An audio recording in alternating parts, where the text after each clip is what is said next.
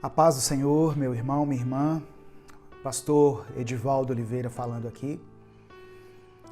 Uma alegria muito grande, uma satisfação em novamente poder compartilhar a palavra do Senhor junto com você, poder parar um pouquinho dentro da nossa semana para a gente poder refletir na palavra, observar, estudar a palavra de Deus, porque a palavra do Senhor, ela é que alimenta o nosso espírito, ela é que alimenta a nossa fé, ela nos fortalece, ela nos abençoa, ela nos edifica, ela nos ensina. Então eu fico muito grato por essa oportunidade que o Senhor nos dá de examinarmos a palavra, de cultuarmos a Ele, né? Mesmo nesse formato à distância, é um culto a Deus, o que nós estamos fazendo aqui. Então nós louvamos a Ele, engrandecemos o nome dEle, paramos para ouvir a voz dEle e Deus fala conosco através da sua palavra. Amém? Hoje, ao final dessa ministração, dessa transmissão, eu vou celebrar junto com os irmãos a ceia do Senhor. É o momento em que nós cristãos relembramos o sacrifício de Jesus. A Igreja Católica faz de uma forma, a Igreja Evangélica faz de outra forma, mas as duas igrejas concordam que esse é o momento em que nós nos lembramos da morte de Jesus na cruz. Então eu gostaria de, ao final dessa mensagem, se você puder já deixar preparado aí o seu pão, o seu suco de uva, em forma de memorial, nós vamos relembrar o sacrifício que Jesus fez por nós, por causa dos nossos pecados. E eu quero compartilhar a palavra do Senhor junto com você, quero fazer uma leitura de um texto dos Evangelhos, Evangelho de Mateus, capítulo 26. Mateus, capítulo 26, do verso 36 ao verso 50. Mateus, capítulo 26, do verso 36 ao verso 50. Eu vou fazer uma leitura e, eventualmente, eu vou parar para comentar algumas coisas que Deus ministrou ao meu coração. Amém? Então diz assim a palavra do Senhor.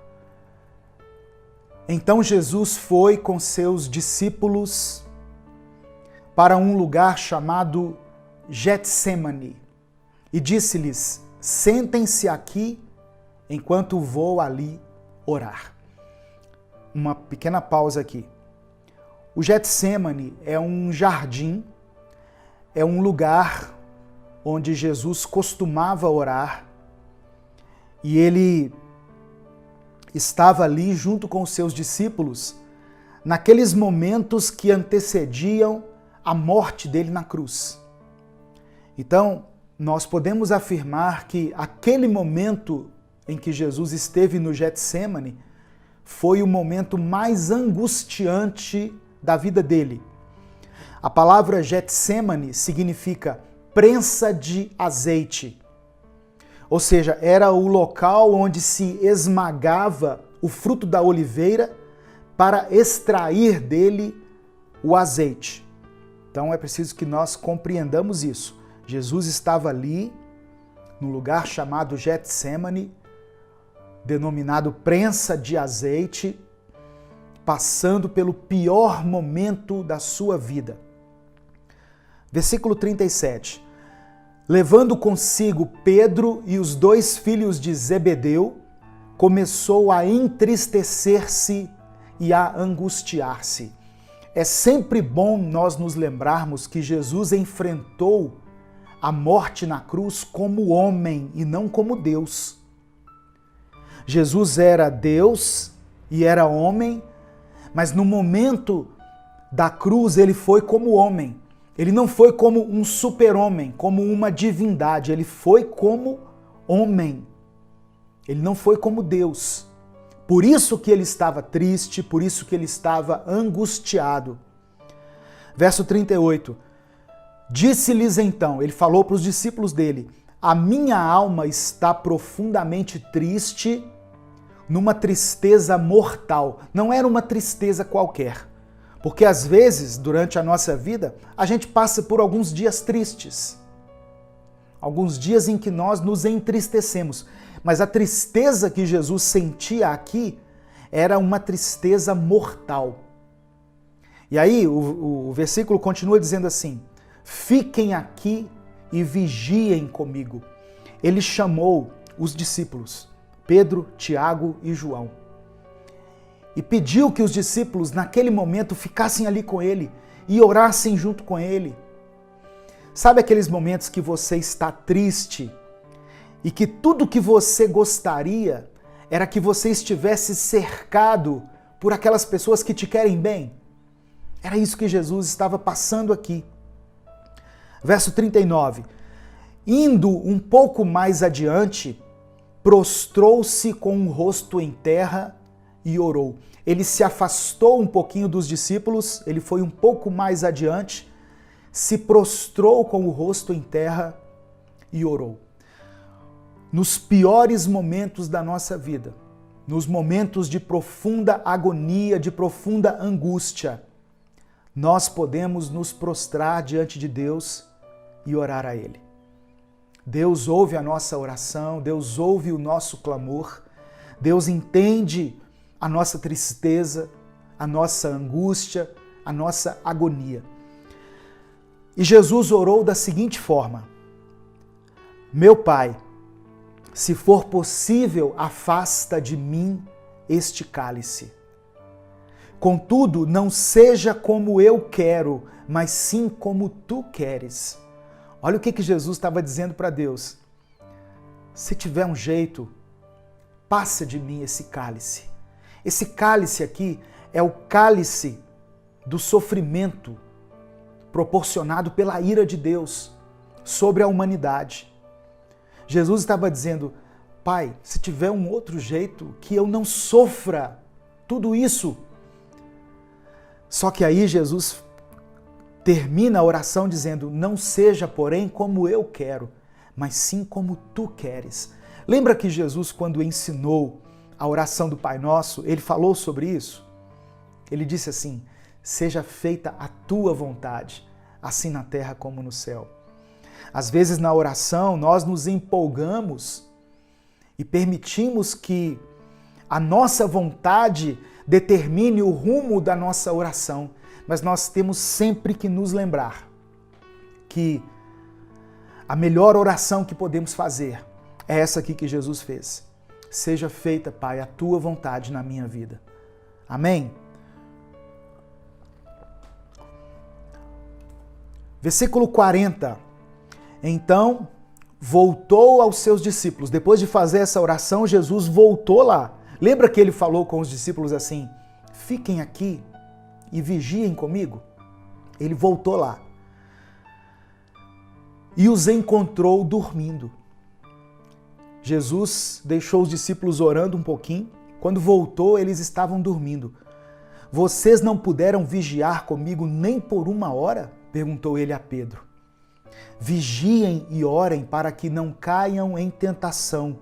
O espírito está pronto, mas a carne é fraca. Jesus, mais uma vez, falando da humanidade, falando da sua humanidade e da nossa condição como ser humano. Ele disse assim, olha, orem e vigiem, porque senão vocês vão cair em tentação, porque o espírito está pronto, mas a carne é fraca. Muitas pessoas querem justificar os seus pecados com essa expressão aqui. A carne é fraca, né? Pois é, a carne é fraca. A carne é fraca sim, mas o espírito está pronto. Então nós devemos orar e devemos vigiar para que nós não caiamos em tentação. É isso que Jesus está dizendo. Verso 42. E retirou-se outra vez para orar. Meu Pai, Se não for possível afastar de mim este cálice sem que eu o beba, faça-se a tua vontade. Jesus está ratificando aqui, confirmando aquilo que ele já havia dito para Deus. Seja feita a tua vontade. Verso 43. Quando voltou, de novo os encontrou dormindo, porque os seus olhos estavam pesados. Então os deixou novamente e orou pela terceira vez, dizendo as mesmas palavras. Depois voltou aos discípulos e lhes disse: vocês ainda dormem e descansam?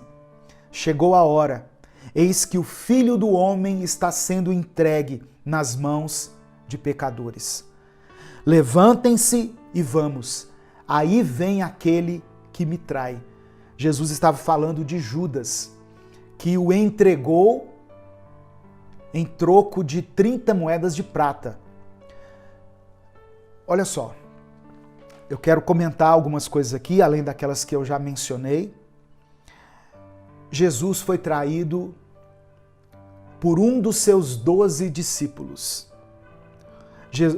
Judas era aquele que cuidava do dinheiro. Você não entrega o controle financeiro a alguém em quem você não confia. Então Jesus confiava em Judas. Em Salmos 41, no versículo 9, tem uma passagem que é profética. Ela fala do Messias. O salmista escreveu o seguinte, Salmos 41, verso 9. Até o meu melhor amigo, em quem eu confiava e que partilhava do meu pão, voltou-se contra mim. E aí o verso 47 diz assim, olha, enquanto ele ainda falava, chegou Judas, um dos 12, com ele estava uma grande multidão, armada de espadas e varas, enviada pelos chefes dos sacerdotes e líderes religiosos do povo. O traidor, Judas, havia combinado um sinal com eles, dizendo-lhes, aquele a quem eu saudar com um beijo, é ele, prendam-no. Judas deveria dar um sinal para que aqueles homens prendessem Jesus. E o sinal era um beijo. Jesus foi traído por um beijo. Dirigindo-se, verso 49, dirigindo-se imediatamente a Jesus, Judas disse, salve, mestre, e o beijou. Jesus perguntou, amigo, que é que o traz? Então os homens se aproximaram, agarraram Jesus e o prenderam. Eu quero refletir um pouquinho com você nessas palavras. Eu li Mateus capítulo 26, do verso 36 ao verso 50, mas essa passagem também é narrada com palavras diferentes, mas no mesmo contexto, no Evangelho de Lucas, no Evangelho de Marcos, mas eu quero me concentrar mais aqui. Algumas coisas Deus ministrou no meu coração e eu queria compartilhar com você. Olha só, os piores momentos da nossa vida, nós vamos ter que enfrentar sozinhos. Os piores momentos da nossa vida, nós vamos ter que enfrentar sozinhos. A palavra de Deus diz que aquele que quiser seguir a Jesus deverá tomar a sua cruz e segui-lo. Então, por mais que a gente diga, às vezes, olha, eu sinto muito pelo que aconteceu a você, quando você está enfrentando alguma coisa ruim na sua vida, as pessoas chegam e se lamentam, puxa, que pena, nossa, eu sinto muito. Mas na verdade ninguém sentiu essa dor como você. Você já viu quando a gente faz um pedido de oração naqueles grupos de WhatsApp? É muito comum isso acontecer. Amanhã eu vou, fazer uma prova. Eu vou passar por um momento difícil, eu vou enfrentar uma cirurgia. Então eu queria pedir oração aqui por vocês. Aí, naquele momento em que você está vivendo aquele drama, né, que você concentrou ali um pedido de oração. Algumas pessoas colocam umas mãozinhas assim, ó. Não é verdade? Umas mãozinhas postas em oração, como se estivessem dizendo assim, eu estou orando por você. Outras colocam uma carinha triste. Algumas colocam assim, amém, estamos juntos, né? Tamo junto. É uma expressão que ficou popular, tamo junto. Como se as pessoas estivessem se compadecendo da sua dor. Mas eu quero dizer para você que a maioria daquelas pessoas não orou por você, não sentiu nada, apenas postou alguma coisa ali para parecer que elas se importam. Eu sei que tem pessoas que são fiéis, pessoas que conseguem se alegrar com a nossa alegria e chorar quando nós choramos. Mas o que eu quero deixar aqui nesse primeiro ensinamento é que algumas dores você vai ter que sentir sozinho, porque essas dores fazem parte do processo que Deus estabeleceu na sua vida. Jesus estava vivendo um momento ali de extrema dor, de extrema angústia, e ele chamou os seus amigos para compartilhar aquilo. Olha, me ajudem aqui em oração. Mas Jesus deveria enfrentar aquilo sozinho. Tem problemas que você está passando aí na sua casa, na sua família, talvez no seu trabalho, que são seus problemas. Então, uma coisa que Deus me ensina nesse texto é que nós devemos estar preparados para vivermos na solidão. Porque haverá dias solitários.